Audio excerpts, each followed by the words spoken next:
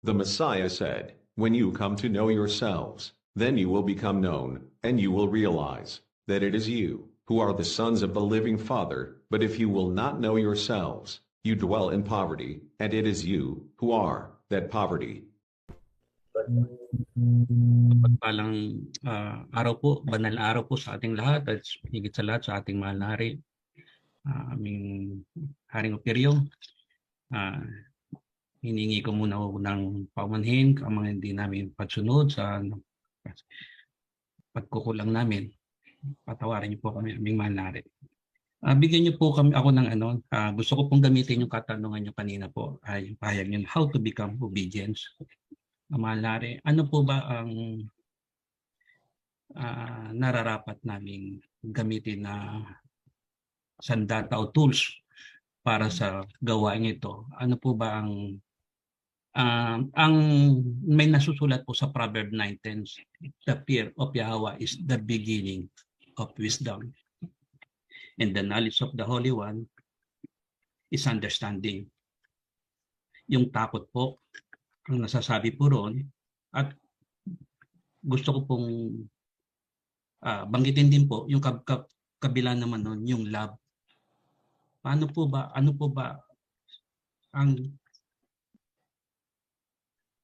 sino po ba ang dapat manguna sa dalawa po?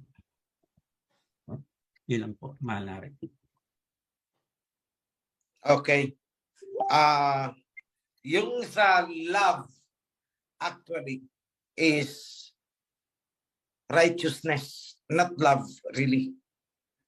Kasi ang righteousness, when we talk about compliance to instruction, hindi love but rather righteousness ang kailangan mo.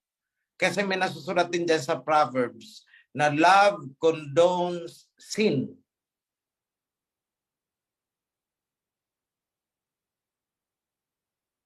So, kung yung binabasa ninyo ngayon pertaining to that is yung old corrupted book, maliligaw po kayo sa application.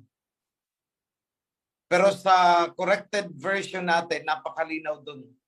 Ano ba talaga ang kailangang mauna?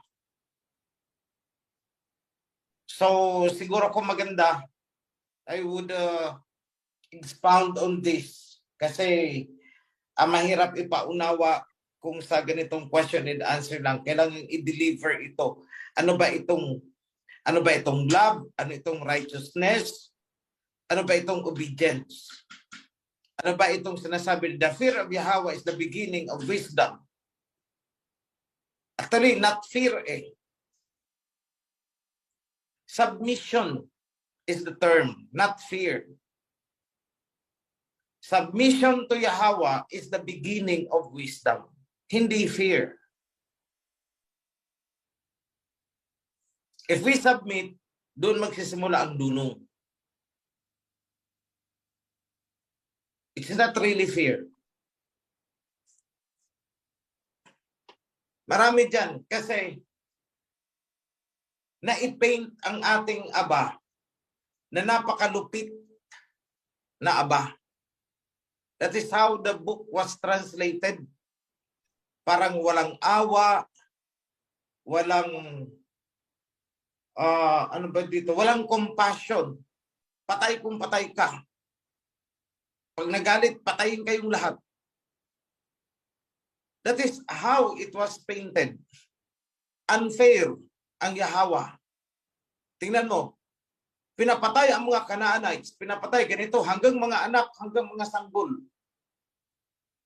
That is how they painted. Kaya ngayon, pagdating sa Proverbs, the fear ang inilagay.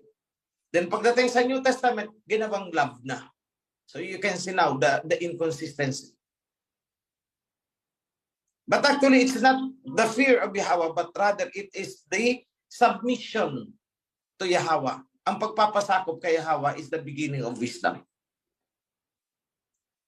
It is also, yung submission is the beginning, yung doon nagsisimula din, yung obedience. Because hindi ka magiging masunurin kung hindi mo uunahin, okay, fine, magpapasakop muna ako. Pag nagpasakop, doon magsisimula ang pagiging masunurin. Hindi ka kailanman magiging masunurin hanggat hindi ka muna nagpapasakop. Kumbaga, lay down ka muna. Lay down your cards. Okay, fine. Anong dapat kong gawin? Kasi hanggat may hawak kayong sariling diskarte, hanggat may pinaiiral kayong sarili ninyong idea, pamamaraan, sarili ninyong estratehiya, lagi yang babangga at kukontra sa instruction. At doon nagkakaroon ng disobedience. So ang kinalabasan niyan, yes, tama, magiging self-righteous. Makikipagrasunan, makikipagganito, ay hindi, ganito, parang panahon lang ni na Moses. Parang sina Miriam at Aaron noon. Hindi ba't kinakausap din tayo ni Abaya Hawa? Bakit si Moses lang ba ang kinakausap? Ganun ang mangyayari. So sa akin is tama si Priest Simri, pagpapasakop muna. When you lay down your cards and you are in total submission, napakadali na ng obedience. Then another thing is wag natin i-complicate yung mga instructions. Actually, minsan napakasimple ng instruction, nagiging komplikado lang. Kunwari, balikan natin yung example. Wag mong bubuksan yung garapon. Sa diwa mo, posibleng may iniisip ang sino man, not ikaw, not that personally about bro friend. May iniisip ang sino man na siguro kaya hindi ito pinapabuksan kasi ayaw ipakain ang laman. Yan.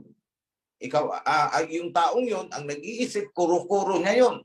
Dahil sa kuro-kurong yun, basta hindi ko kakainin, okay lang, nabubuksan ko ito. Basta hindi ko kakainin. O saan siya nagbase? Doon sa kuro-kuro niya na siguro kaya ayaw itong pabuksan kasi ayaw ipakain. Hindi naman yun ang rason. Bakit hindi pinabubuksan? Kasi pag binuksan yun, sisingaw. Masisira na ang laman. So ang ginawa niya, binuksan niya. Inamoy-amoy, hindi niya nga kinain. At isinara ulit.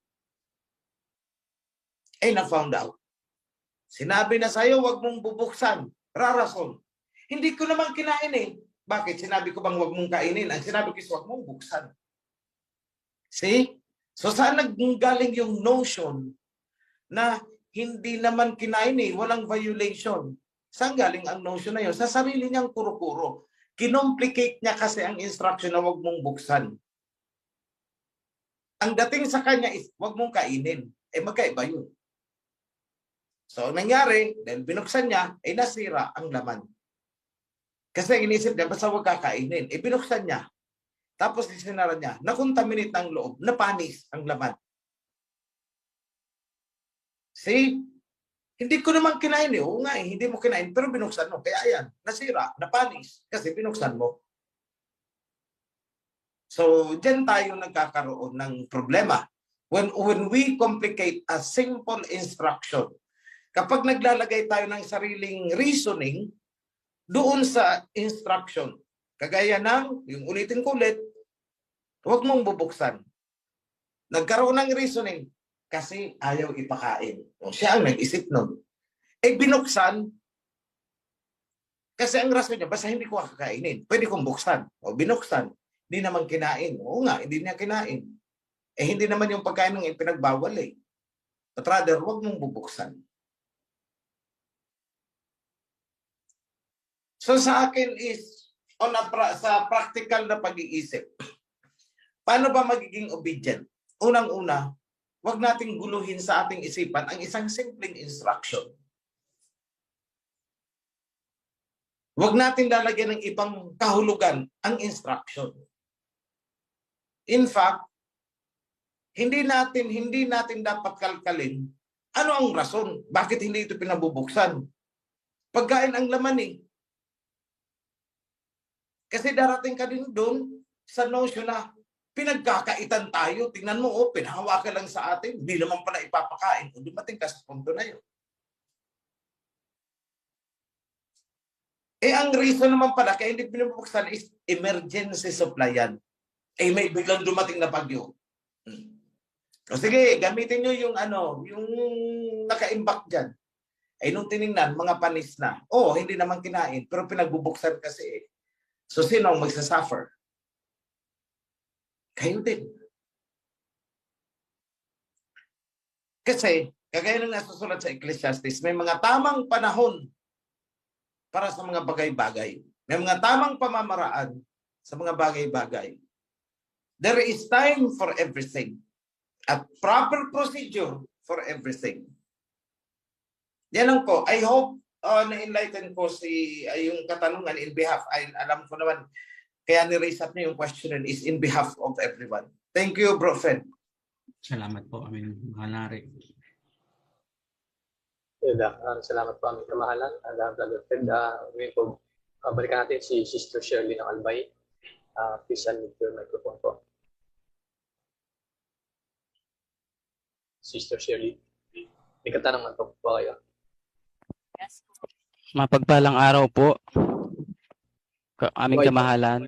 Nakisuyo lang po kay Sister Minister Shirley po. Kasi nagpi-feedback po sa paggagamit po kami ng ibang phone. Meron lang po akong tanong, mahal naming hari. Go ahead. Meron po akong nabasa kasi sa Exodus na bumabagabag po sa akin na pag hindi po nasagot.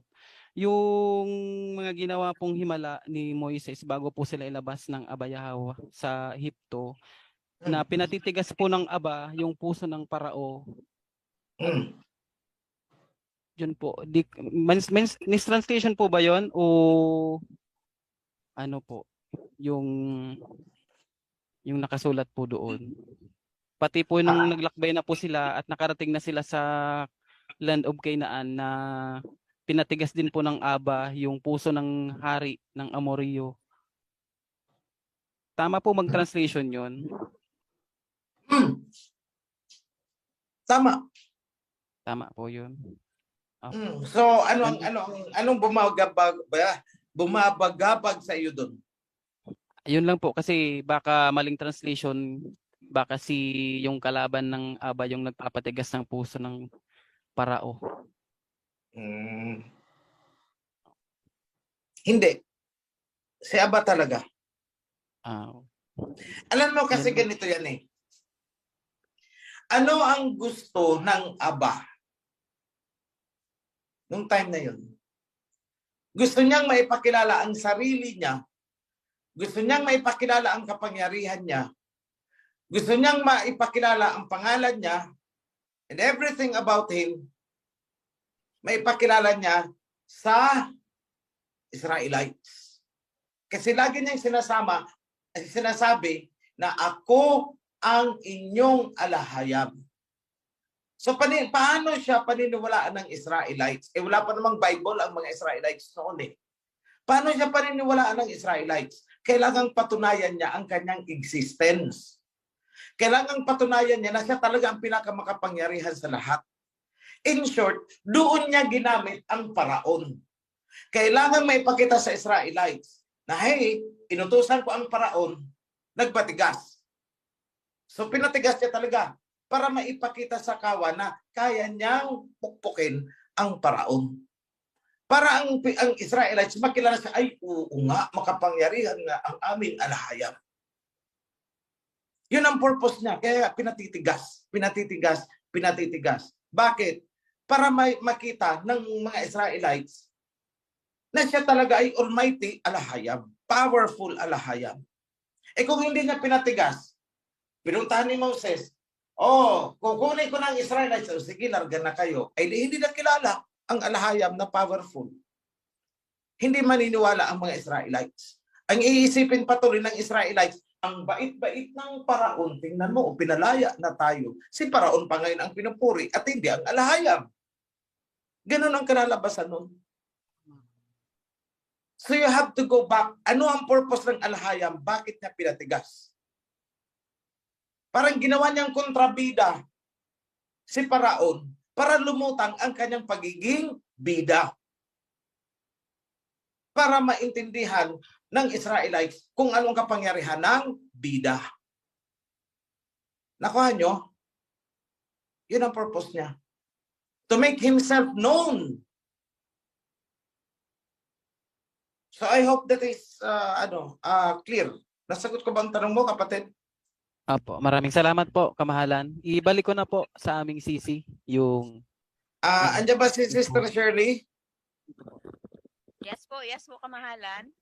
Sister Shirley, wag mong pangangalanan ang pasyente, wag kang magbibigay ng detalye pati lugar kung saan. Itatanong ko lang, kumusta na siya? Okay na po, nakalabas na po. Cleared. Yes, yes po. Aayusin na lang po yung kanyang Bill. liquidation. Yes. Bill, okay na po. Bayad Liquidation na na lang tayo. po. Magkano inabot? More than wala pa po, kamahalan, hindi pa po lahat, na-liquidate lahat. Actually po, ang binayaran po natin yung bill po sa kasi sabi po nung ating ng ating CC doon ay babayaran na nila, kukuha mo na sila kasi po Monday pa po malalaman kung magkano po yung lahat-lahat ng bill na kanilang na incurred. Running bill, estimate. Running, kasi may running naman yan eh. Oo. More or less 50. 50,000. Yes po. So mura lang naman pala. Na CT scan, na check up lahat yung mga dapat i-check up. 5 yun, di ba? Opo. So pati yung sa iba, kasama doon o yung lang mismo doon sa na yung na-confine. Kasama po yung outpatient. Okay. So I am glad na ligtas na pala yun. Opo, okay. Negative naman po. Ayos naman po yung niya. Yung Sitwasyon niya, scan. kamahalan. Opo. Okay. O sige, coordinate na lang kay Bro John. Do not give details. Yes po. Confidential. Salamat. Yes po. Salamat po, kamahalan. Sige sis. Okay, thank you. Yes po, kamahalan. May tanong pa po, ibibigay ko po kay Brother Rolando, kamahalan. Sige sis. Mapagpalang hapon po sa lahat, lalong-lalo na po sa Mahal na Hari. Ang tanong ko po, para talaga sa Mahal na Hari ito. Nung pagpunta niyo po dito, hindi ko kaya itanong sa inyo kasi dumating ako kinumagahan na. Pero nung time na yun, ang lapit ko lang sana doon sa Bilya. Nasa pilar lang po ako ay sa Putyaw. Hindi ko lang po nalaman na papunta po kayo ng Bilya. Ang tanong ko lang po, Mahal na Hari, ito. Kung ma-proclaim na po kayong Mahal na Hari, mayakap pa kaya namin? Actually, yan ang hindi ko masasagot sa ngayon kasi lagi akong nagbe-base sa report ng security. Siguro ko pag wala namang nasa secured environment tayo, bakit hindi? Pero kung nasa isang crowd, naalala ko kasi there was a time na nadumog talaga ako. So na-overpower yung security. So yun, medyo siguro ko magta-tighten sila kasi lalo na pag suot ko yung crown, dala ko ang scepter, that would be around, materials lang ito estimate. So far it's running 30 million. So expectedly, para akong parang may suknong ako sa ulo ko na if you imagine it, 30 to 50 million. So medyo delikado talaga yun. So the security would be very tight. They won't compromise. Pero siguro ko kung nasa controlled, secured environment tayo, wala naman sigurong problema. But out in the crowd, siguro ko hindi. Appointment. Yeah, oo.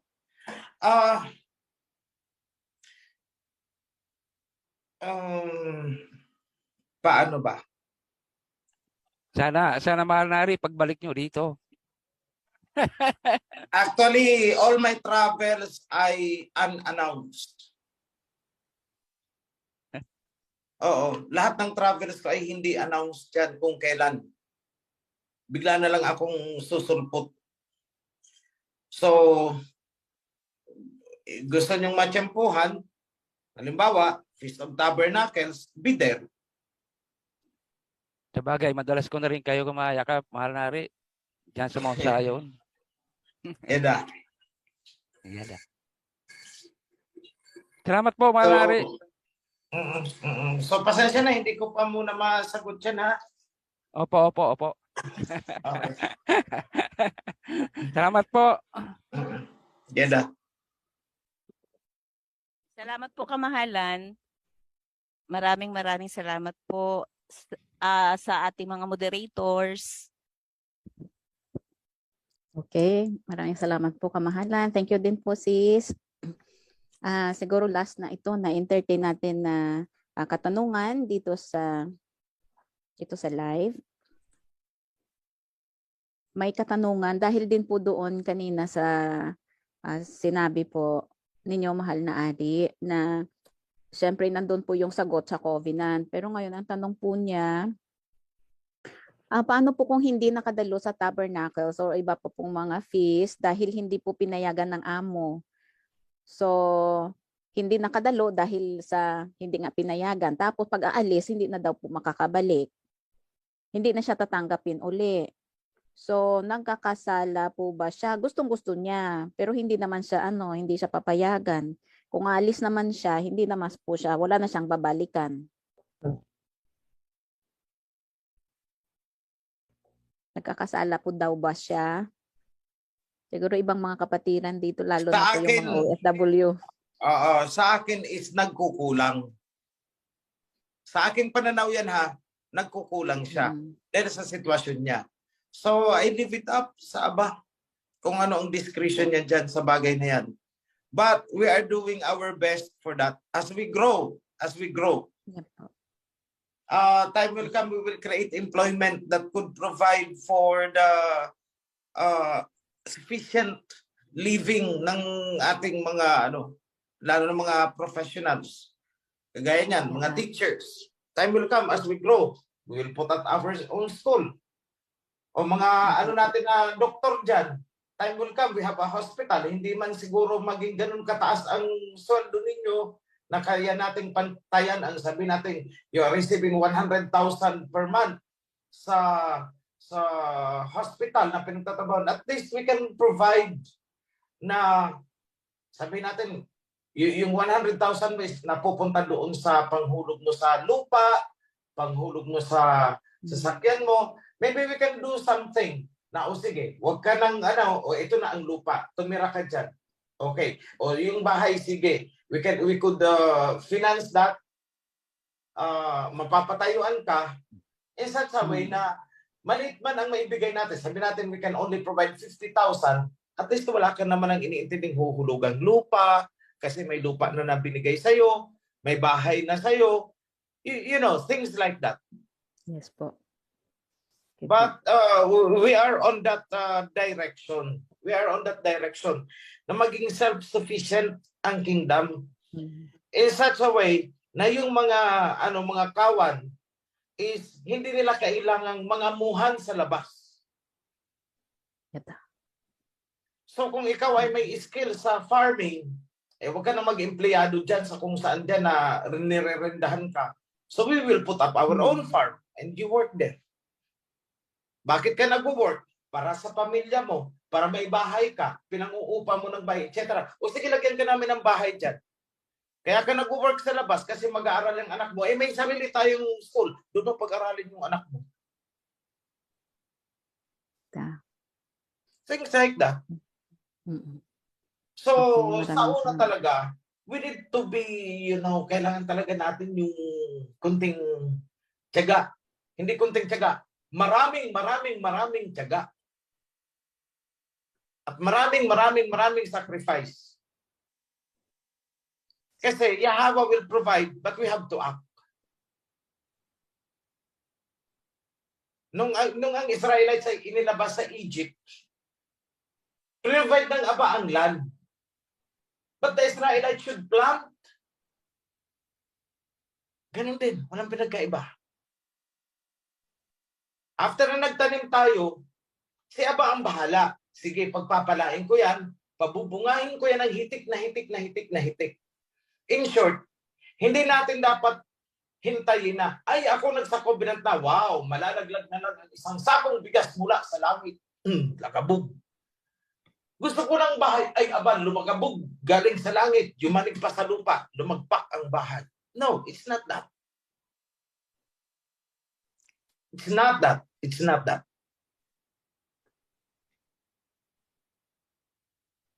So I hope I made myself clear sa lahat.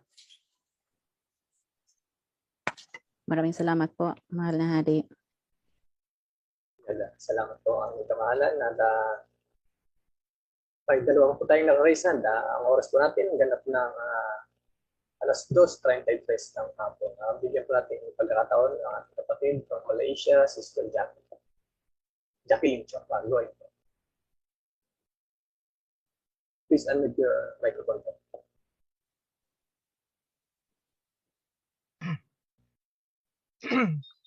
Happy Holy Sabbath po, kamahalan, mahal na Haring Opirio at sa buong Prisod, mga officers at sa buong kawan.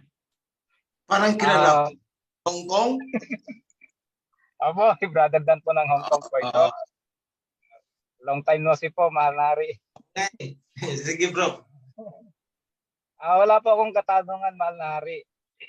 Congratulate ko lang po kayo doon sa nabanggit niyo po kanina. Paano po kami makakapag ng effort doon na kami ay nasa ibang bansa po? Hindi ko pa bro masasagot kasi right now nasa planning stage kami. Actually yung sinabi ko sa inyo kanina na kailangang mauna ang siguro is i-answer natin yung paano yung electricity, drinking water, yung shelter ng mga mauuna doon. Actually, it's my own idea. Hindi ko pa na-brought up yan sa meeting ng committee because I would be creating yet the committee kasi first visit ko yun doon. So, tiningnan ko what would be the immediate need nung itatao doon na mauuna. So, hindi pa kami, after the visit, hindi pa kami nakapag-sit down together to, to brainstorm yung mga kakailanganin na at least ito, mga initial preparation.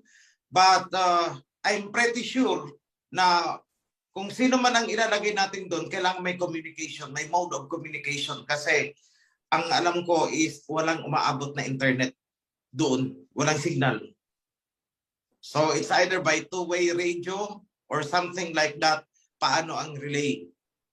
Kasi syempre hindi naman natin ilalagay ang tao doon na para siyang ilalagay sa isang island, sa isang isla na o sige bahala ka na dyan kung paano ka mabubuhay dyan, how you would survive.